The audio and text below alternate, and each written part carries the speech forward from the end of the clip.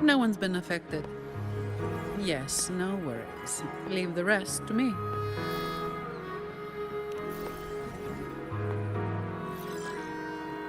Ah, it's you. What a coincidence. A short yet violent quake hit Raguna not long ago. We still don't know the cause, but we're checking for casualties.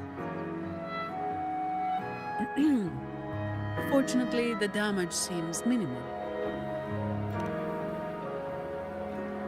That explains the commotion. I didn't expect the Order to have a research facility hidden deep underwater. Sounds like a whole mess to clean up there. I'll report everything to Miss Carlotta. With the common echoes involved, the families, the Order, no, the entire city will need to unite.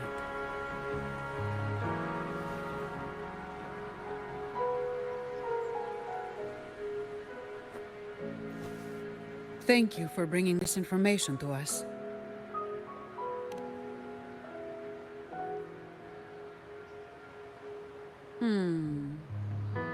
If what Fenrico said is true, the Order should make the right choice here. But that's not something I need to worry about at my pay grade.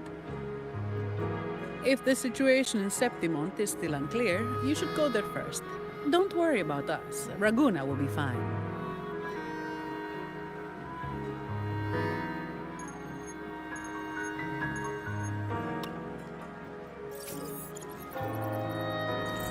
Finally.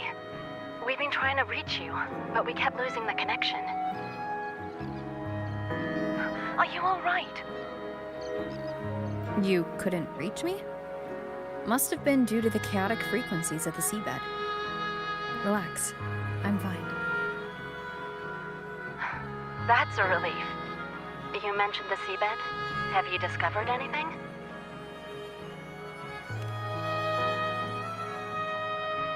You were right. The Threnodian's power at the seabed came from Mia. It crystallized within a gem, luring Fenrico to open a rift for the dark tide to seep through. It tried to escape back into the tide to merge with the remaining Threnodian power, to grow stronger. You mean the Threnodian's gem caused the dark tide? But we didn't detect any anomalous frequencies in Renacida. That's strange. The dark tide at the seabed. It's different from what I've seen before. In Raguna, it always came from the sky. Could you describe the dark tide you encountered in more detail?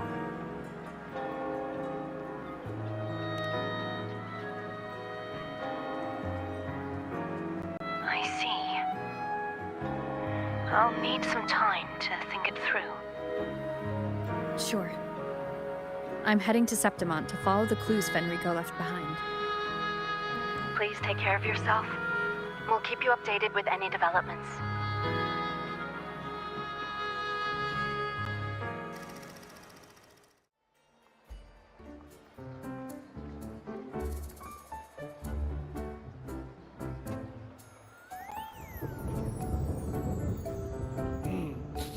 Muggy day. Sky's gloomy, air's all wet. Oh, man. At least let me finish my sentence. Ugh. Ugh. Cold, cold, cold. Oh.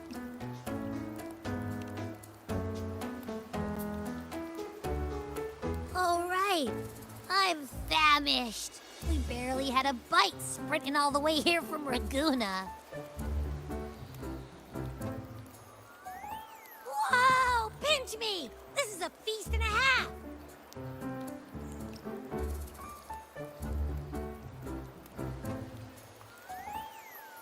Hey, Rover. So, we did bring enough money, right? I mean, we kind of rushed out without grabbing anything. Oh, that. Don't worry, money's not an issue. Augusta made sure we're covered. All our food and lodging here in Septimont is billed straight to the F4's palace. but I think the owner might have overdone it a little. Ha! Better get used to it. You're the champ of the Great Aegon. And you know me. If food's on offer, I'll be a scoffer. Yeah, no leftovers, guaranteed.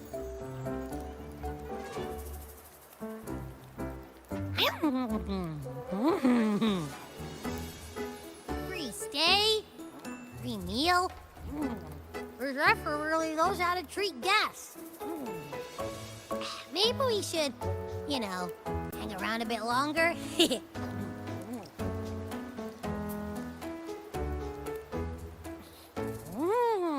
This smells amazing.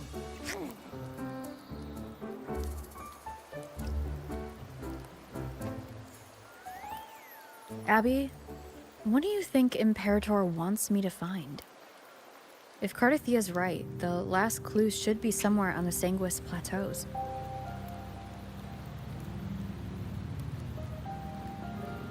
We're so close to the finish line. Just one step away. But our pace has slowed. Relax. We're already back in Septimont. What's the rush? I remember Lupa said there's this weird blight cloud hanging over the Sanguis Plateaus.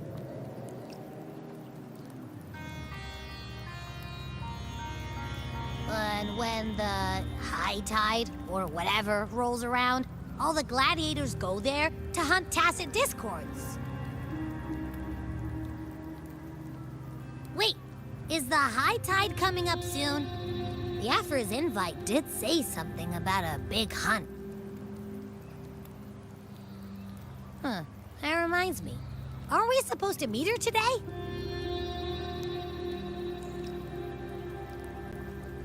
A messenger came this morning. Augusta is dealing with an emergency, so our meeting's postponed. Looks like it'll be a while. An unexpected change. It's throwing everything off course. I don't like the feel of it. And why me for this hunt? If it's about the Great Aegon, the messenger said none of the other gladiators were invited.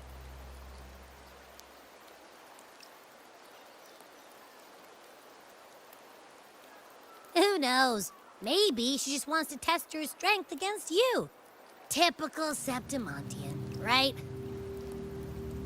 You think so? I've only met her a few times, but I doubt she acts on such simple impulses. And as the Ephor, can she really thoughtlessly do whatever she wants? Guessed from afar, you possess eyes as clear as crystal.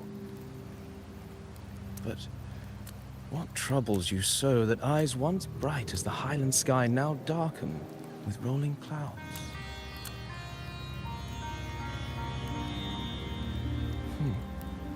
A warrior who walks the blade's edge does not falter over trifles. The clouds, if I may guess, are cast from the throne. At the peak of Capitolini Hill, beneath the pale walls of the Ephes Palace, secrets lie buried. And the most intricate among them are those born from the pursuit of power. Even one as honorable as the Epher must learn when to be ruthless.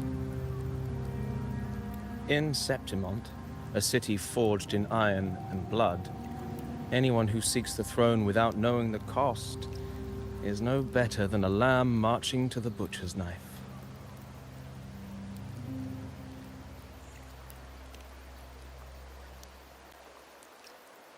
I am Nestor, a traveling poet.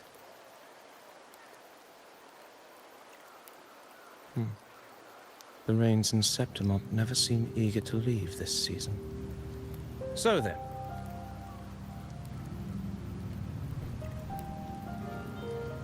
if you are curious about the Ephor, Then allow me to say that nothing would honor me more than to offer even a modest service to the champion of the great Aegon. Wait, how do you know she's the champion? And all that stuff about the F-word, too? Huh? Your eyes. Were we talking too loud? To see and to hear are but two of the many ways to perceive. Trusting the senses is a habit, a natural expedience, but not the only option. Truth be told, I've been gathering inspiration for my next epic, and its protagonist is none other than Augusta, the Ephor of Septimont. That's why I speak of her with some familiarity. I have a feeling your tale with her will soon be written. And knowing more about those who walk alongside you is rarely without its benefits.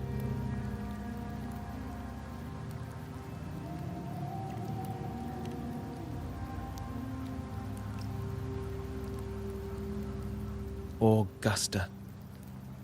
A girl of humble birth, a resonator of modest talent, a commoner without noble patronage. And yet, from the den of wolves that is Septimont City, she rose and eventually claimed her place. Just like the burning sun was once a cloud of dust.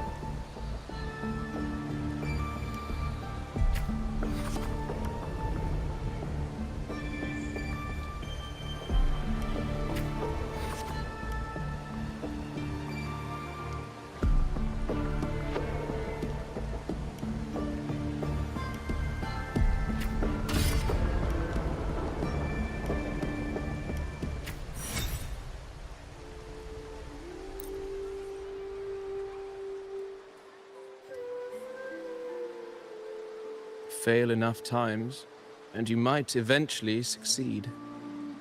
Should we call it resilience? Or mere stubbornness? Or perhaps, for a girl who has lost everything, there was never a second option. She had no one to trust but herself, and naught but a blade to hold. And yet, as the first stanza of an epic, this is nothing extraordinary. Since the lament, across the scorched lands of Solaris, I've heard this story repeat itself, again and again. Greatness. Yes, our era has certainly seen it. But true greatness is never found on the first page of a story. Courage, glory, and honor. Such immortal virtues have been etched in tablet and stone. They are never forged overnight. Light as a thread, elusive as the wind, they weave themselves into every twist of fate, tangling with every insignificant choice we make.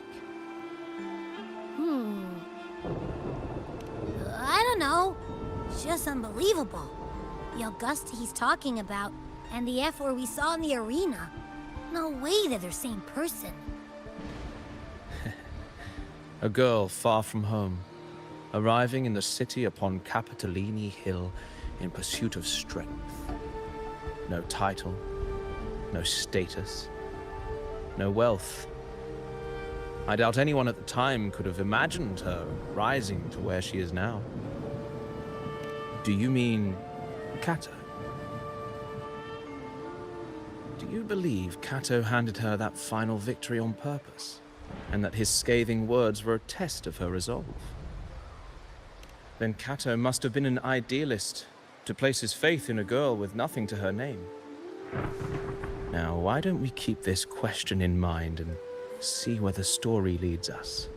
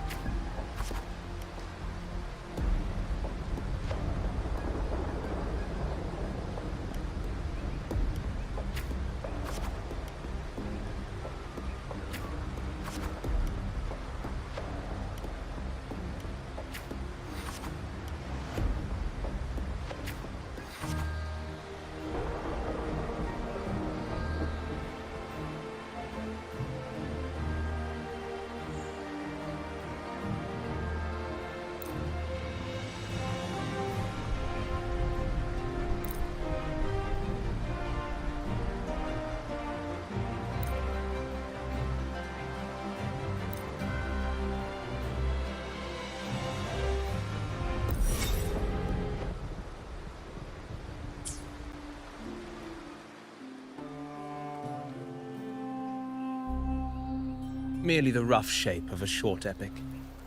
This is all I can offer about the F4.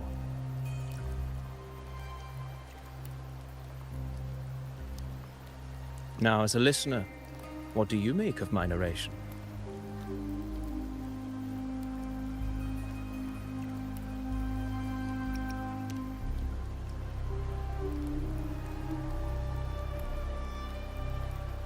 In this, you are right.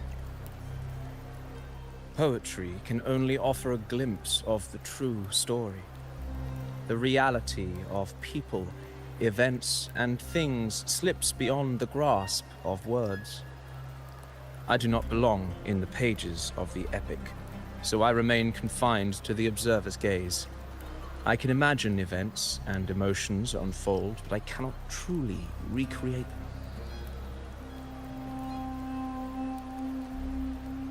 Here's some advice for you, though I hesitate to call it such. If you want the truth of a story, step into it. Become part of it. The opportunity stands before you now. As I've said, the tale between you and Augusta, the hero of Septimont, is only now turning its next page.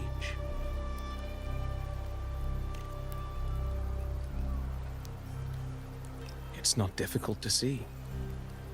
Fate flows like the stars, tracing their course. Your destination is written in the steps you take.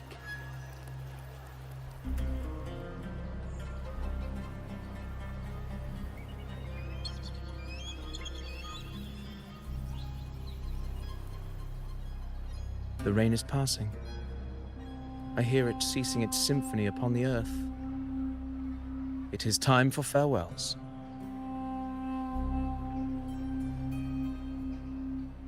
Before I leave, may I ask you one last question? What is it that has lifted Augusta to the seat of power? What is it that makes a ruler?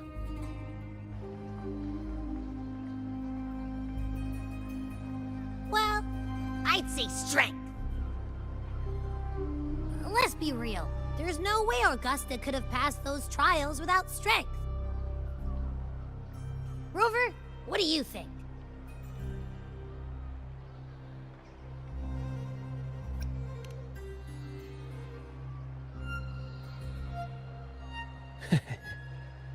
You needn't rush to answer now. Keep it in mind as you continue your journey. When the final chapter is written, the answer will reveal itself.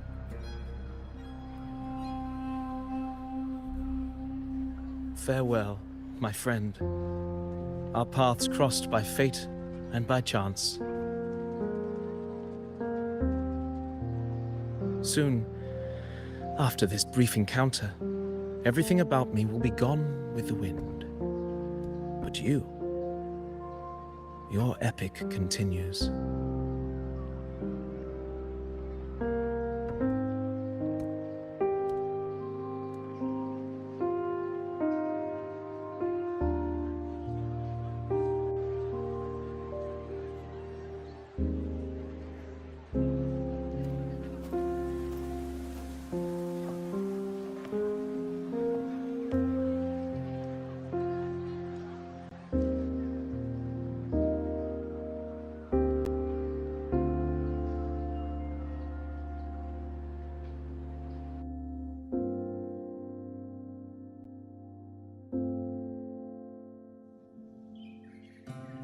Your Excellency, you have indulged her too much. As the priestess, you know is far too unruly in both action and word. It's a disgrace to her title. Indeed. She entered the palace unannounced, uninvited, and with no decorum. A blatant affront to the authority of the palace. Same as always. Senators, all she crossed was a doorway. One too insignificant to carry the weight of our authority, or defend anyone's fragile pride. Let us not forget, it is not the walls of Capitolini Hill that command fear.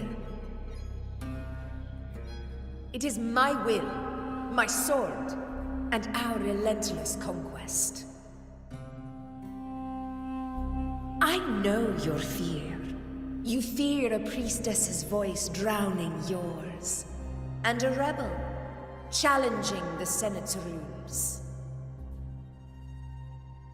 But listen well. Power does not bow to sycophants, cowering behind their traditions. If you seek power, then step from the shadows. Face me, and prove yourself worthy.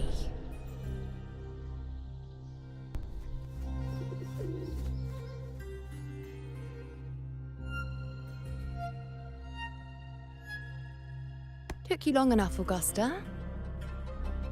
Handling the senators takes time. You know that. Well, to keep our esteemed priestess from waiting, maybe next time I'll just leave them to their own devices. I'll make sure they record every detail of your feat, and relay it word for word to Grandmother Lilibet. Priestess Iuno, unruly behavior, left Tetragon Temple without permission, and trespassed into the Ephor's palace. I wonder, who will lose it first? Lilibet or you? Let those old foxes report me all they want.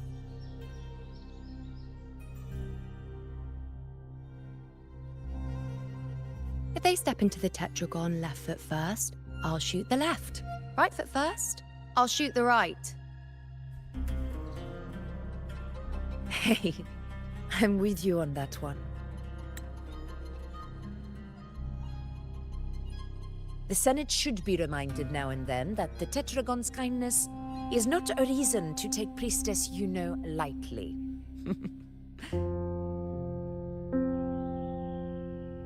Why didn't you wait there? I had everything handled. We depart for the hunting ground tonight.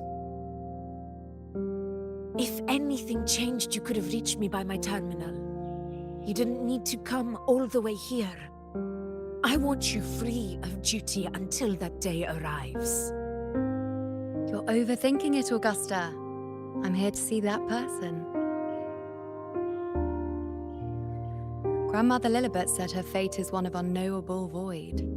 Sounds intriguing enough to make time for.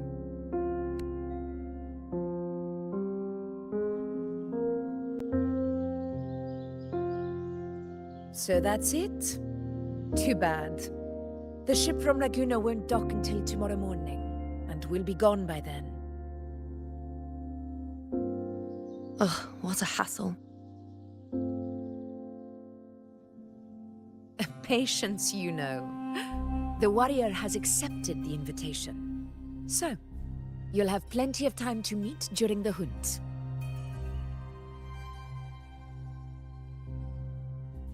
Is there something else you want to say? I read Grandma Lilibet's book of prophecies. The hunt and our plan, neither end well. Are you sure we should go through with this? Risk does not trouble me. Peril simply requires greater strength. But really, when did you start caring about the temple's traditions?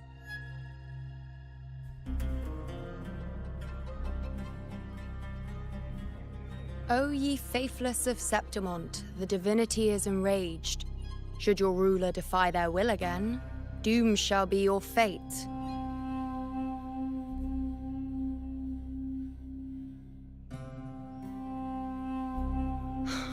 Lately, I've been hearing murmurs from the nobles again, about the ancient prophecy from Raguna.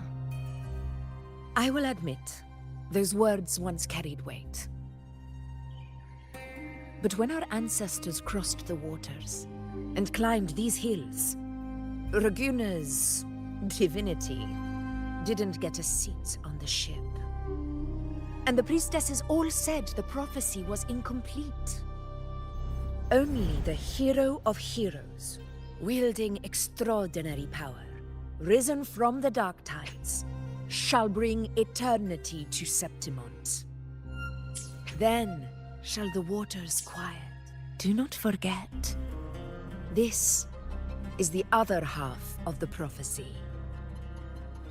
Fabius, Attilius, Valeria, one after another, these heroes have saved Septimont from the brink of ruin. As long as a hero stands, no disaster can break this eternal city.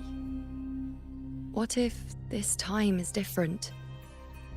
What if ruin is our fate? Then I will sever that fate with my blade.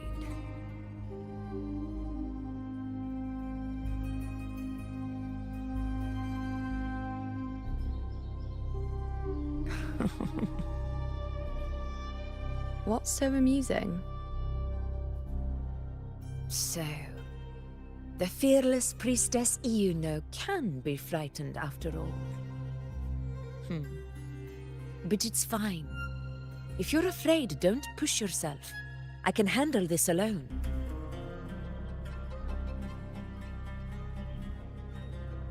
Most revered priestess, wait for me in the temple. I shall return victorious. Frightened. Me? If anything, it's you, trying to shut me out and face it alone. Fine. Go ahead. You'll come back to me sooner or later. That I can't deny. I knew it. So you do need me for this hunt. Thank you. You know.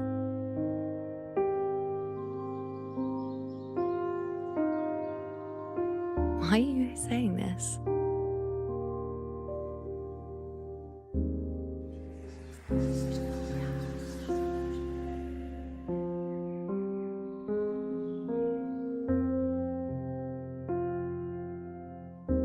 The storm is coming. Come, you know my friend. The best way to greet a storm is to walk straight into it.